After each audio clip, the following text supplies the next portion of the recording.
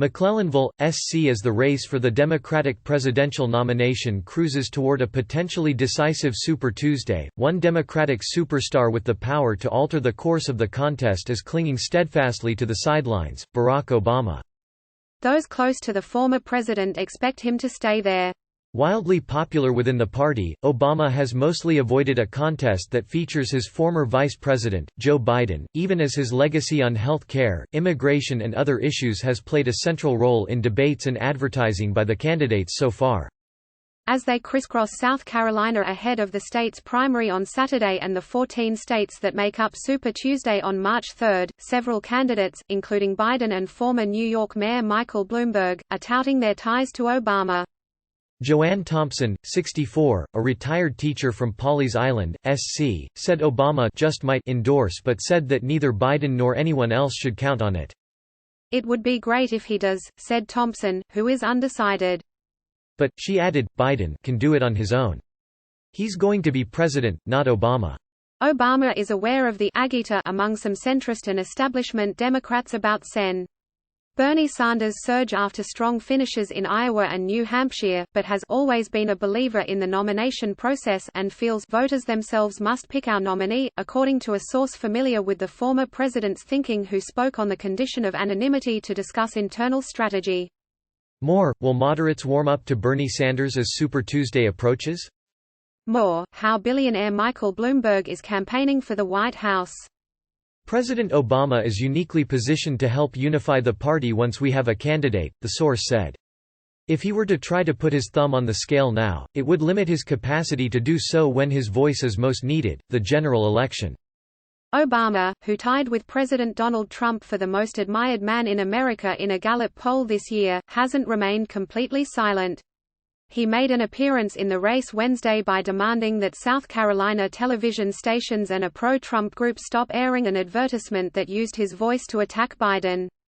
The ad, aired by the Committee to Defend the President Super PAC, recycles an attack used in a Georgia congressional race in 2017. It includes audio of Obama reading from his memoir, Dreams from My Father, about Democrats who only court black voters at election time. But in the book, Obama is paraphrasing the words of someone else. More, Obama demands TV stations stop airing despicable anti-Biden ad.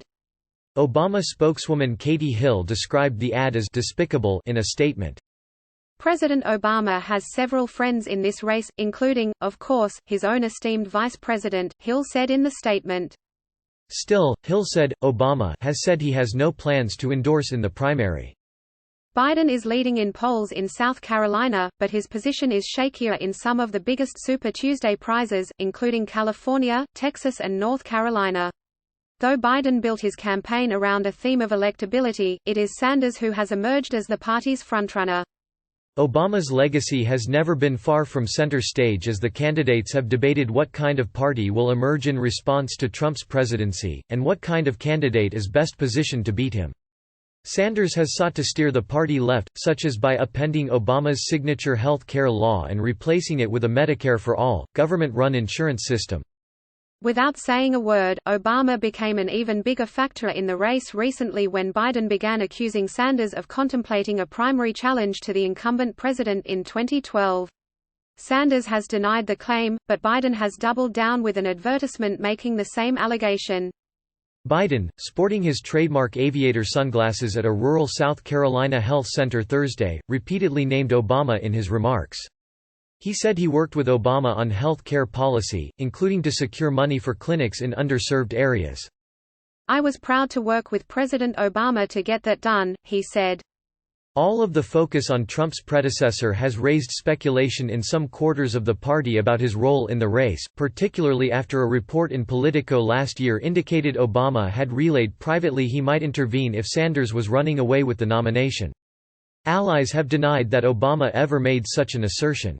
By jumping into the race now, Obama would risk souring his popularity with a large segment of the Democratic Party, even though it's not clear his endorsement would fundamentally change the shape of the contest.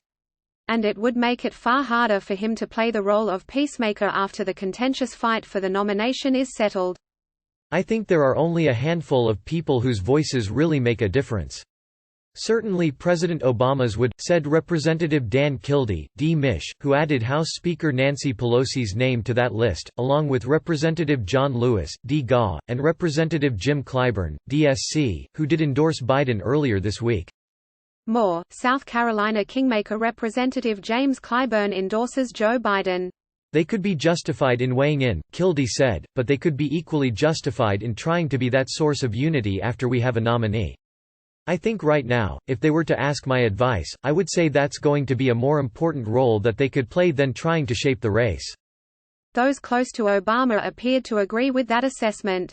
Dan Pfeiffer, who served as a top aide to Obama, described him as the person with the best ability to unify the party at the end of the process.